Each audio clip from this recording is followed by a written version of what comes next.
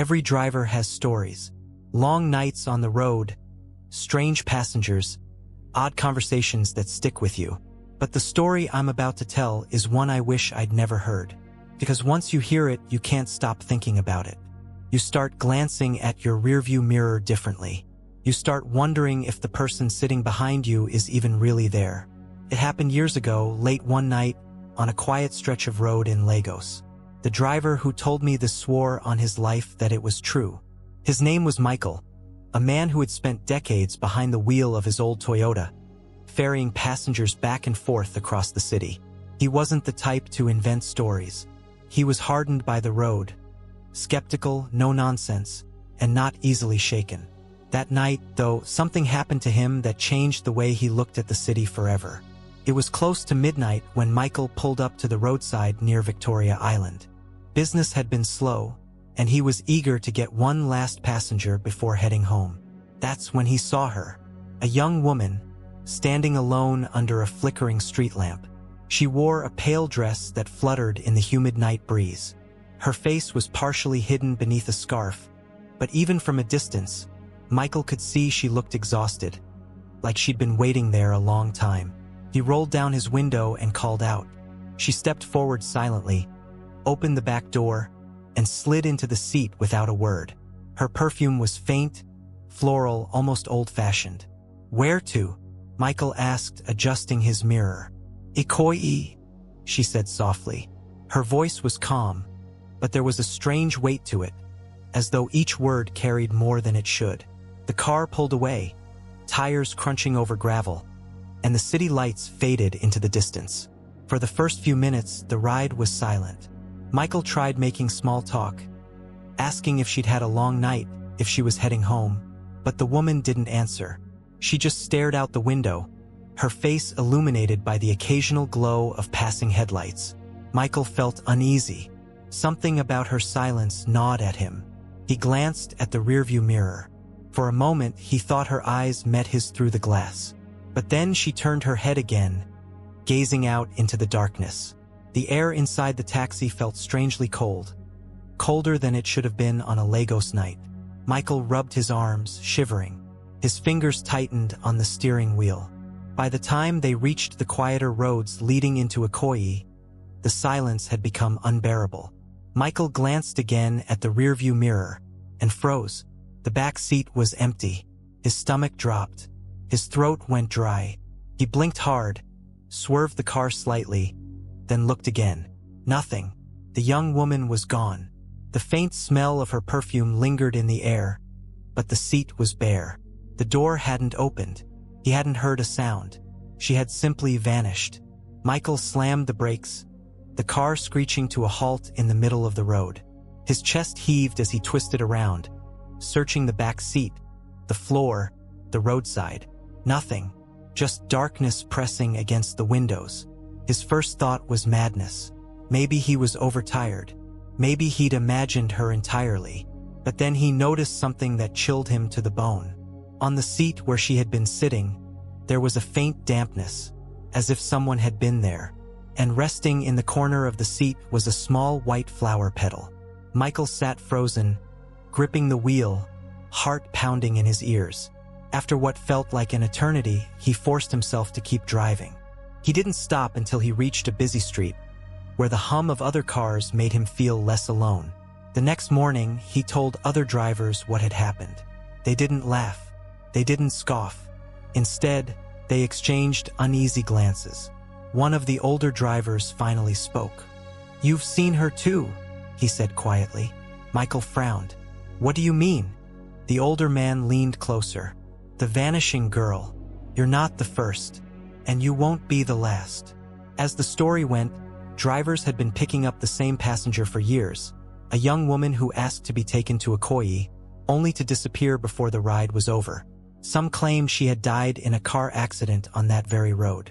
Others whispered darker things, that she had been murdered, and her spirit never made it home. Michael never drove that route again. But here's the thing that still unsettles me whenever I think about his story. He showed me the seat of his car. Even after days had passed, the faint floral smell clung to the fabric. and pressed into the leather was an indentation, as though someone had sat there. When I asked him why he didn't tell more people, why he didn't go to the police, he just shook his head. "They wouldn't believe me," he said. "But I know what I saw, and I know I wasn't alone in that car." Years have passed since Michael shared his story with me. He's retired now, but even today he refuses to drive at night. He says the roads feel different in the dark, that you never really know who's getting into your car, or whether they'll still be there by the time you arrive. And sometimes, late at night, when I'm in the back of a taxi myself, I find my eyes drifting to the mirror, watching, waiting, wondering, because what if she's still out there? What if the vanishing girl is waiting for her next ride? And what if the next driver is me?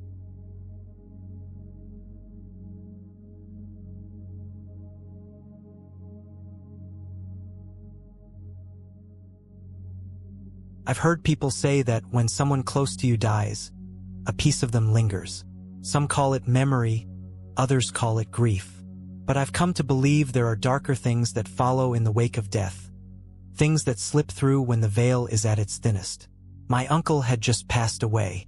It was sudden, brutal, and left a hole in the family that felt impossible to fill. He was strong, full of life, the kind of man who turned silence into laughter just by entering a room. The night he died, the house felt like it had been drained of its warmth. The days afterward blurred together. Relatives came and went. People cooked food no one wanted to eat. And the house buzzed with whispers about funerals and debts and family matters. But at night, there was only silence. A suffocating, heavy silence that pressed down on the walls. I remember one particular night, maybe 3 days after his death. The house was quiet. My parents had gone to bed early. Couldn't sleep. My mind kept circling back to him. My uncle's face, the way he used to clap me on the shoulder, the sound of his laugh. I sat in the living room until long past midnight, staring blankly at the muted glow of the TV screen. Eventually, I got up to grab a glass of water. The hallway was dim, only lit by the faint glow of the old lamp we always left on overnight. My parents' bedroom door was slightly ajar. I don't know why I even looked in. Maybe it was habit. Maybe it was instinct. Maybe something wanted me to. When my eyes adjusted to the darkness, I froze. Standing in the corner of their room by the edge of the bed was a figure. At first, I thought it was my father. But the more I stared, the more I realized this thing was wrong. It was too tall, unnaturally tall, its head nearly brushing the ceiling. His body wasn't solid. It was made of shadows, like darkness pulled into the shape of a man. The air instantly turned heavy, thick. I could see my own breath cloud in front of me, though there was no reason for the room to be that cold. My heart slammed in my chest so hard I thought it would wake the whole house. I told myself to move, to call out, to do something. But then the figure turned its head. It didn't move its body, just its head, in this impossibly slow, unnatural rotation. And though there were no features, no eyes, no mouth, no face, I knew it was staring straight at me. The silence in that moment was unbearable. The only sound I heard was the faint, rhythmic ticking of the old hallway clock. I wanted to scream. I wanted to wake my parents. But when I opened my mouth, nothing came out. My throat had locked up. I felt paralyzed, pinned in place by something I couldn't see but could feel. And then, without a sound, the figure began to dissolve. It didn't turn or step back. It simply melted into the shadows of the room until it was gone. 1 second it was there, the next, nothing. Only the faint outline of my parents sleeping peacefully in their bed remained. I stumbled back into the hallway, my whole body trembling, my breath ragged like I'd been running. I remember gripping the wall for balance, my legs threatening to give out beneath me.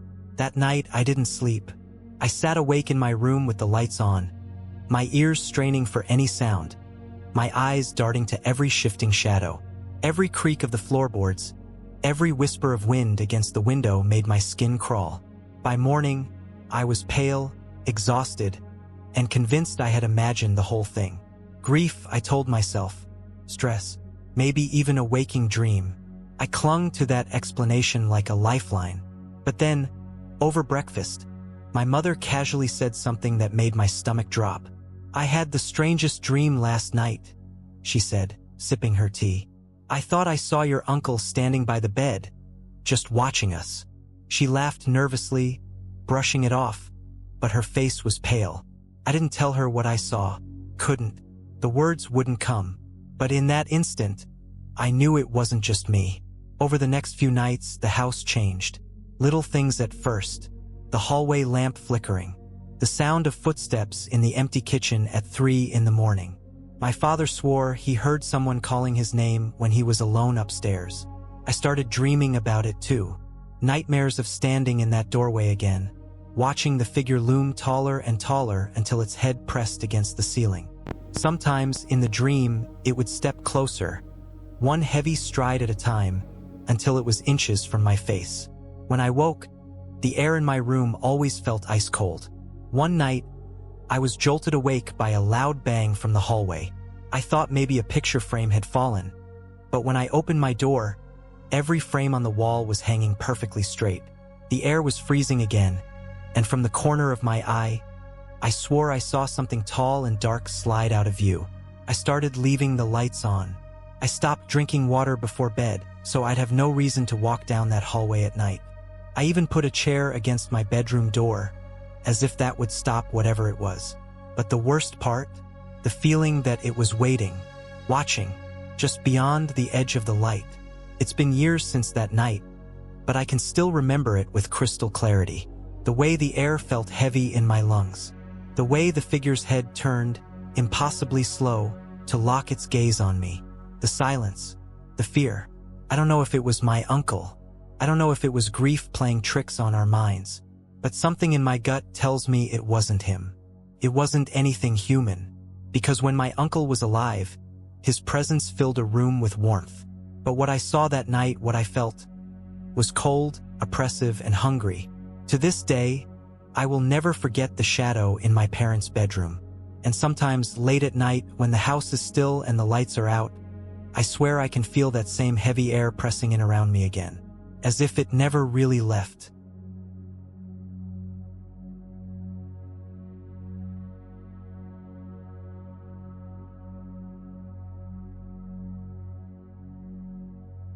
Some houses never really feel empty, even when no one is home. Ours was like that. I grew up in a large family house, an old building my grandfather had bought decades earlier. It had weathered storms, hosted countless birthdays, and carried within its walls the laughter and arguments of generations. But it also carried something else, something unseen, something none of us could explain. From the time I was a child, the house made noises at night. Footsteps echoing across the upstairs hallway. Chairs scraping against the floor in rooms that were locked. Doors creaking open even after we swore we had shut them tight. My parents always dismissed it. "It's just the house settling," they would say. Old wood makes noise. And for years I believed them. But as I got older, I realized the sounds didn't feel random. They didn't sound like the creaks of old wood. They sounded like someone moving, walking, pacing, living inside the house with us. One particular night burned itself into my memory. I was about 12 years old. We had all gathered downstairs in the living room to watch a late-night show. The television buzzed softly in the corner while my parents sipped tea, and my siblings dozed on the couch. It was peaceful until the footsteps started. Slow, deliberate, heavy, back and forth, back and forth. All of us froze. The sound was unmistakable. Someone was walking in the upstairs hallway. We all looked at each other, silently confirming we had heard the same thing. My father frowned, set down his cup, and stood. He grabbed the torchlight from the shelf and headed for the stairs. The footsteps continued as he climbed, echoing above us. Then, the moment his head rose above the landing, the sound stopped. He walked down the hallway, opening doors, checking each room one by one. Empty. All of them. But here's the part that still chills me. After he had gone upstairs, while we were all sitting silently downstairs, the footsteps echoed again, as if someone was pacing right above our heads. My father froze mid-step, shining the torchlight around, his jaw tight. But the sound went on, for several long, agonizing seconds before fading into silence. That was the night I stopped believing it was just the house. After that, things escalated. I started noticing shadows in places they shouldn't be. Sometimes, at night, I would wake to the sound of breathing in my room. The kind of slow, steady rhythm that doesn't belong to you. I would hold my breath to test if it was my imagination. But the sound kept going, even as my chest burned from holding mine. Other times, I would feel the weight of footsteps at the end of my bed, like someone standing there watching. I would squeeze my eyes shut, too terrified to look. And when I finally opened them again, there was nothing. It wasn't just me. My younger sister swore she saw a figure standing at the top of the stairs one night. A tall silhouette, darker than the shadows around it. When she blinked, it was gone. My mother admitted, years later, that she would sometimes hear voices whispering in the kitchen when no one else was awake. She never told us at the time, because she didn't want to scare us. Even my father, the skeptic, stopped brushing it off. One night, he came into my room pale and shaken. He said he had heard someone call his name, clear as day, from the empty hallway. When he turned to look, no one was there. The activity always centered upstairs, especially in the hallway. That stretch of wooden floorboards became a place none of us wanted to linger. Even in the daytime, there was a heaviness to it, like the air itself didn't want you there. Sometimes, at night, the footsteps grew louder, so loud it sounded like someone was stomping from one end of the hall to the other. Other times, they were faint, soft, as though someone was creeping closer to the bedrooms, one step at a time. No matter how often it happened, we could never catch it. The moment we opened a door or shone a light, the sound would vanish. But the feeling remained. The cold, prickling sensation that someone was just out of sight, watching from the dark. The scariest moment came when I was 16. I had stayed up late studying, the rest of the house asleep. The air was still, the night quiet. Then I heard it. A single, slow footstep. Then another. Coming down the hallway, closer and closer to my room. I froze in my chair, my pen slipping from my hand. The steps stopped right outside my door. My heart was pounding so hard I thought it would burst. I wanted to call out, to ask if it was my father or mother. But something inside me screamed not to. Something told me that whatever was standing outside that door was not family. The silence stretched on. Then, after what felt like an eternity, I heard the faintest whisper. Not words, just the sound of breath brushing against the door. And then, nothing. When I finally gathered the courage to open the door, the hallway was empty. We lived in that house for years. None of us ever saw what caused the sounds, but all of us heard them. The footsteps, the whispers, the strange creaks that didn't belong. Eventually, we moved away. The memories of that place followed us, though. Even now, when I close my eyes at night, I sometimes hear those footsteps in my mind. Slow, steady, pacing the hallway just outside my room. People like to believe ghosts only exist in abandoned mansions, in dark cemeteries, in old ruins. But the truth is, they can live anywhere, even in the place you call home. And sometimes they don't want to be seen. Sometimes they just want to be heard.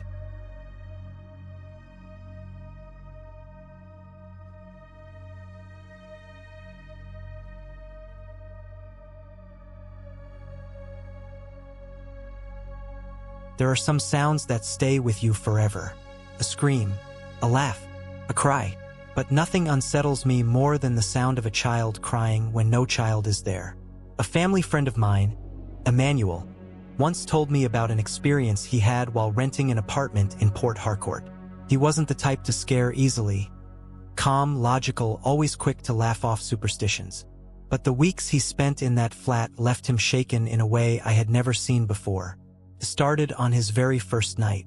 He had just moved in, unpacked his things, and collapsed into bed after a long day. The air was thick and humid, the kind of night where the walls seemed to sweat. He was drifting off to sleep when he heard it. At first, he thought it was part of a dream. A faint whimper, soft, fragile, echoing through the stillness of the night. He sat up, blinking, straining his ears. It was the sound of a child crying. The sound was coming from the living room. Confused, Emmanuel got out of bed, convinced maybe a neighbor's child had wandered inside. He grabbed his phone for light and made his way through the dark corridor. The crying grew louder with every step. It wasn't the wail of a tantrum, but a heart-wrenching sob, like a child in pain, lost and desperate.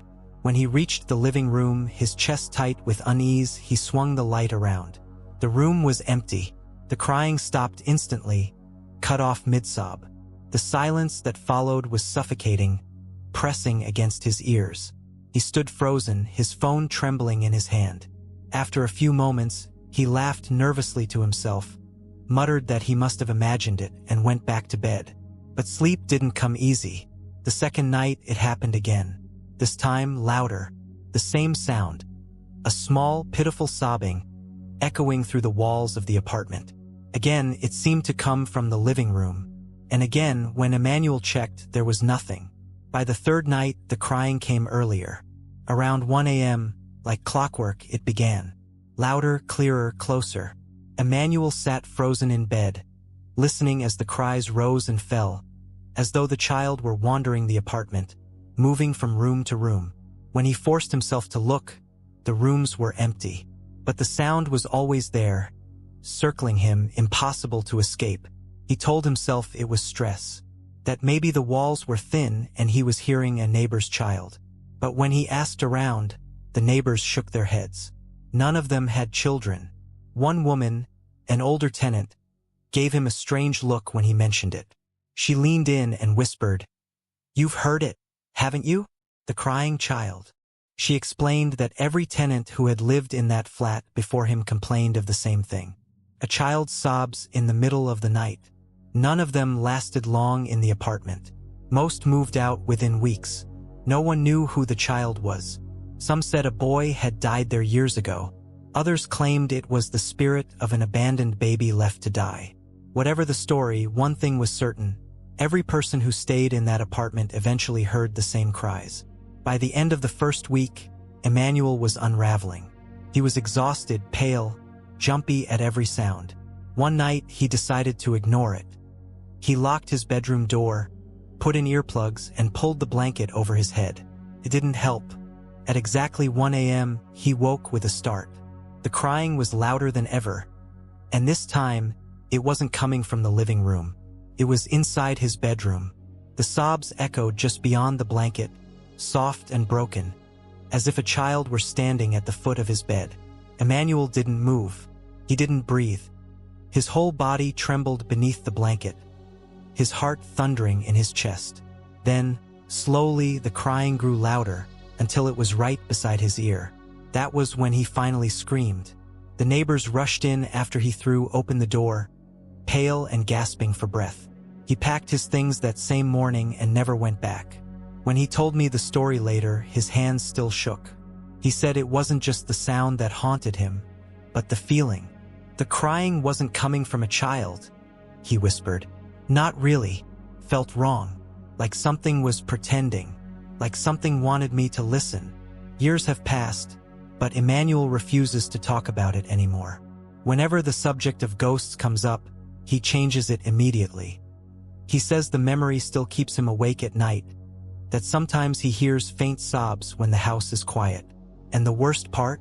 He swears that on the last night, when the crying was right beside his ear, he felt something else too. A tiny, cold hand brushing against his arm. Some houses hold memories. Some hold secrets. And some hold things that should never have been there in the first place. So the next time you hear a child crying in the dark, think carefully before you follow the sound. Because sometimes, what's waiting for you in the shadows isn't a child at all. If you enjoyed this story and want to hear more terrifying real-life encounters, don't forget to subscribe to the channel, click the notification bell, and join us for more tales that will keep you awake at night.